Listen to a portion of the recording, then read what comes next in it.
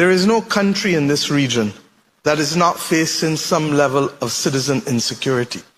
Gangs in Jamaica likely have a connection with gangs in St. Lucia, in Trinidad, in Haiti, in the Bahamas. The crime situation in the country as a public health issue exists in all the islands in the region, and we have to get together to solve it. Every person who gets chopped up and die or shot, that I must go and make a statement on radio. Why is Ralph talking about this thing? Why not the police? The police talk, they say, well, Ralph not talking. Regrettably, I've said over and over, we pay a high price for the Second Amendment rights of the United States of America's citizens. I just want to say here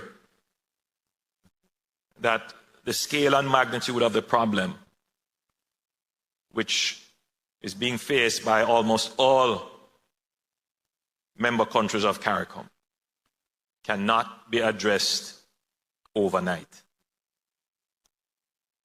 It took 40 years for the problem to emerge to where it is, and it will not be solved by short-term measures.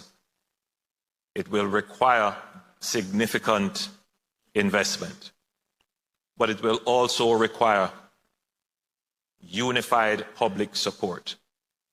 And as we observe the challenges in several of our member states, and we see the rising homicide rates, we also see political dissonance.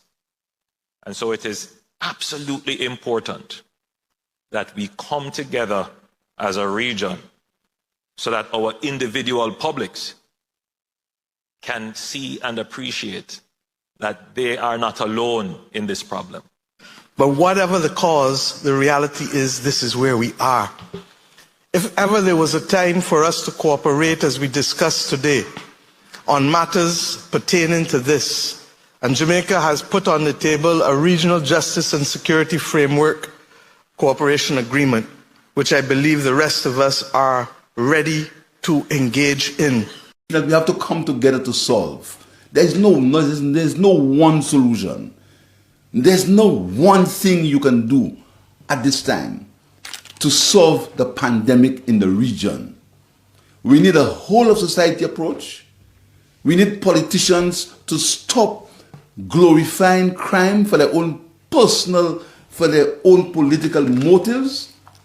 We need to have some things where you draw a red line. And a red line must be drawn against criminality.